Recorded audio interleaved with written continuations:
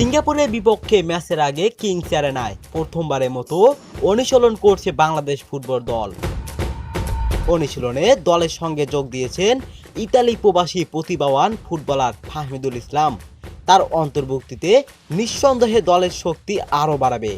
তবে এই ফাহমিদুলকে ঘিরে চলছে নানা রাজনীতি। ফাহমিদুলকে ঠিকমতো ব্যবহার করবে কিনা বাংলাদেশ ফুটবল ফেডারেশন, সেটিও নিয়ে আছে দুশ্চিন্তা। কি ঘটছে ফাহমিদুলকে নিয়ে, চলুন জেনে নেই বিস্তারিত রিপোর্টে। আগামী 10 জুন এএফসি কাপে সিঙ্গাপুরের বিপক্ষে ম্যাচের আগে কিংস অ্যারেনায় প্রথমবারের মতো অনুশীলন করছে বাংলাদেশ ফুটবল দল।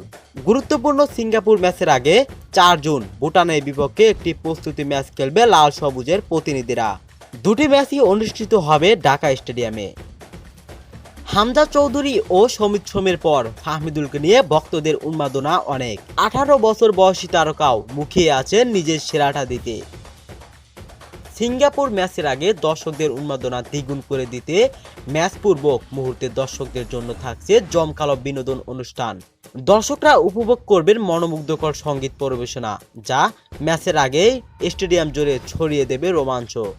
শুধু গানেই থেমে নেই আয়োজন, ম্যাচের আগে অনুষ্ঠিত হবে দৃষ্টিনন্দন লেজার শো, যা রঙিন আলোর ছটায় রাঙিয়ে দেবে স্টেডিয়ামের আকাশ। আর মাঠের বাইরে জমজমাট ফ্যান জোনে থাকবে ফুটবল ভিত্তিক গেমস, ফটোবুথ, স্মারক ও স্টল খাবারের আয়োজন।